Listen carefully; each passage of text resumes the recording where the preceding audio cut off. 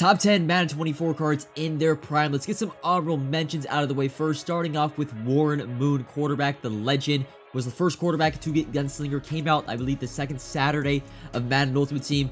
Overall, not my favorite card, but was loved by the community. In the first legend drop, we saw 87 Devin Hester, the fastest card, I believe, in the game at the time with 87 speed. He was a burner. And then some rapid-fire ones. We've got Paul Krause, legend, was the first deep out zone KO card in the game.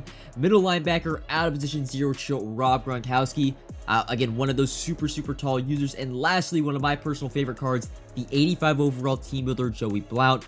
Can play him at corner, can play him at user, can play him at safety. Was a god tier card day one of Madden 24. But now getting into number 10, we've got Super Bowl Doug Williams, 95 overall. He was the first, in my opinion, the do-it-all quarterback. He had set feet lead, hot route master, Gunslinger, had the best release in the game, and at the time was pretty fast at 92 speed. It was also very easy to get his speed up to 93, 94, 95 with the Super Bowl theme team.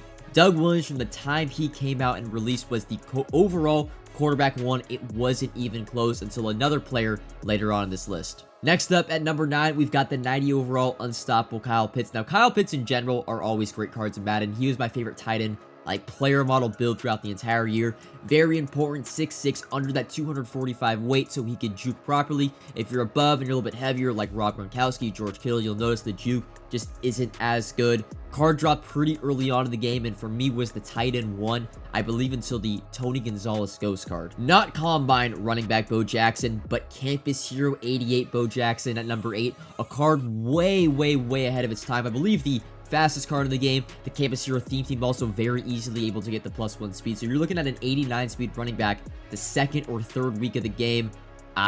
It's Bo Jackson, man. Whenever his card gets put in the game, he's going to be overpowered. He was the best running back, I believe, until maybe most feared Marshawn Lynch. He was a problem until we saw 90, 91 overall cards. I believe he got replaced on my team by the Adrian Peterson Legend Guard. At number 7, a fan favorite, still used by a lot of people today just because his affordability, the lighted up token. We have Super Bowl Warren Sapp.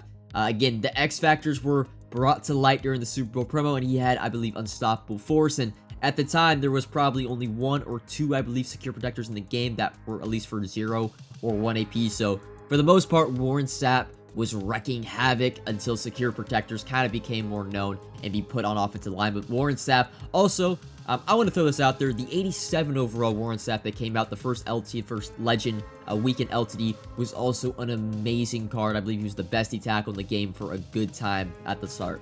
You guys know he had to be on this list somewhere. Again, probably my favorite card. Now, there's one card later on this list of my favorite card throughout the year. But recently, this has just been my favorite card, man. It's the Genkai Force Derwin James. Now, he was expensive, man. He cost around 1.8, 1.9 million, and then you had to add on that the other Genkai Force champions to get all the ability buckets. So he was looking like a 2.5, 3 million coin card if you wanted him at his maximum potential. The thing was, Derwin James was so ahead of his time, and just he was so good. You could play him with the slot, safety. I personally played him at corner. He got deep out zone, mid zone, and flat zone KO for 2 AP. And at the time when he released, I don't believe there was a corner in the entire game that got that stack. And the next card that got it was like Rashad Jones, and he got it for like 4 AP.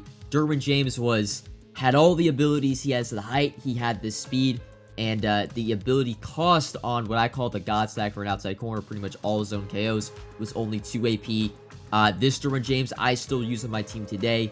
He is just an overall god tier card. At number 5, a card near and dear to my heart because this man won me $1,000 during one of the MCS events. It was Joe Montana. Again, legends this year were very overpowered in the beginning because they got that tier. Pretty much if we were on tier 2 abilities for standard cards, they would get a tier 3 ability. If we were on tier 3 abilities, they would get a tier 4 ability. So Joe Montana was the first hot route master quarterback in the game. Hot route master is an ability that I cannot play without. He also, for his time, was not that slow. We had other quarterbacks that were like 70 speed, 69 speed. Joe Montana can move, man. That man can move. His release was not the best, but hot route master, gunslinger. I mean, he was the best quarterback in the game for, I believe, until set feed lead got put in. So Joe Montana had his run for about a month and a half, where he was my favorite quarterback, I think, this entire year to use. Again, he won me $1,000, so I love him for that. But Joe Montana comes in at top 5. Getting into some of those zero chill / ghost cards, we've got strong safety Julius Peppers. Just got his upgraded golden ticket, but this zero chill card, he's a god, man. 6'7", you can't teach height. And it didn't really matter where you put him. He got Lurk Artist, and that was the time where they're bringing Lurk Artist, which again is just a better version of Pick Artist, to a lot of the zero chill and ghost cards. And he can kind of play him anywhere, right? He had safety or outside corner, was great with the height. You could also use him. Personally, I love my tallest players. This is a weird one. My tallest players in the slots, when they're in hard flats or yellow zones, they're able to, you know, take away a short corner because he's so tall and can jump so high. Julius Peppers, alongside the zero chill or ghost theme team, was meta from the day they came out until probably late January into middle of February.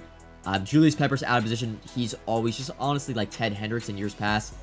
He's going to be an S tier card for a long time. Cracking the top 3 is my favorite card in all of Madden 24. It is Dave Robinson. He was the first card to get that Lurk Artist ability. The second one, I believe, was the middle linebacker Ray Lewis. But was so great about Dave Robinson was, one, Ray Lewis also not as tall. He was only 6'1". Dave Robinson, 6'3", and at the time, that was very tall for an outside linebacker. 88 speed, so he was up there with some of the fastest defensive players in the game. And what made this card special was that his man coverage and zone coverage was 90+ for both of them, which means he hit both of the thresholds in the all Madden game mode. You can man him up, put him in zone, and he would just react better, just how thresholds work. Dave Robinson was way ahead of his time. An 89 overall, so he had to come out around Harvest, I believe in early November. I think I used this card until maybe January. He animated great on the sidelines. He had Lurk Artist. Now, he was very expensive because he was kind of that do-it-all linebacker, but man, off the ball, there was just nobody better than Dave Robinson. But at number 2, we've got quarterback Bo Jackson. I like to call him Superman of Madden 24. Probably thought this one would be number 1, but I had to save number 1 for someone else. I don't like to throw quarterbacks at my number 1 spot. But quarterback Bo Jackson, again, like Doug Williams, it's a shame that Bo Jackson came out so close to Doug Williams, because Doug Williams was a god, and then Bo Jackson was a god on steroids. You were able to get Master Tactician as a charge-up X Factor. He kind of created the rollout meta in the sense with his roaming Deadeye, Gunslinger. Again, at the time, there wasn't a lot of edge for elites out there, so you didn't have to worry about Fearless.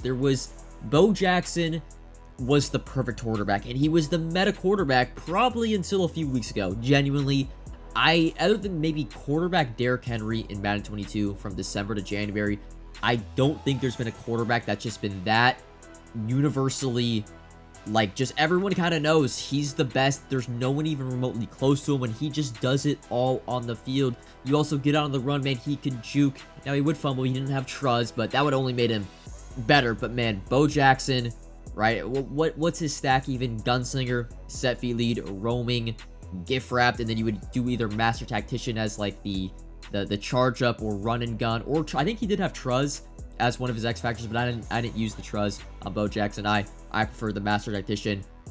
Words cannot describe Bo Jackson quarterback combine. I think everyone probably in 3 or 4 years time is going to look back on Madden 24 and just remember how good this card was. I will tell my grandkids about quarterback Bo Jackson. And at number 1, the consensus peak best prime of Madden 24, or at least I had to put him at number 1. It's out of position Ghost Harold Carmichael. A different flavor, different spice than Julius Peppers, because Julius Peppers was a safety, right? You would play him at outside corner at safety, in my opinion. Harold Carmichael was an outside linebacker, got Lurk Artist for free, was 6'8", similar to Julius Peppers. If you ran the 6'1 defense, Harold Carmichael was probably at, if you were smart, at one of your outside linebacker spots, and if he was in a cloud flat, a hard flat, a hook curl, this man, you couldn't throw near him. He's like the first card that kind of stopped a little bit of the running back streak Durham meta, if you remember that. Put running back on a streak, there's just nothing that really guards it. Harold Carmichael was so tall, you had to wait like an extra second or two for running to get even farther past, like a vert hook, for Harold Carmichael to not Superman jump and play it. Honestly, at this point, we're just waiting for the Harold Carmichael golden ticket, because it's definitely coming. I can't see a way where someone did not make this version of him just at an upgraded overall with abilities and stuff like that. Harold Carmichael comes in at number 1. Let me know down below if I missed any cards. I'm honestly down to do another one of these videos, just choose another 10 cards, because there's so many cards in this game that I like to reminisce on and talk about as this year is wrapping up. That is your version 1, you would say, or part 1 of the top 10 Madden 24 cards in their prime.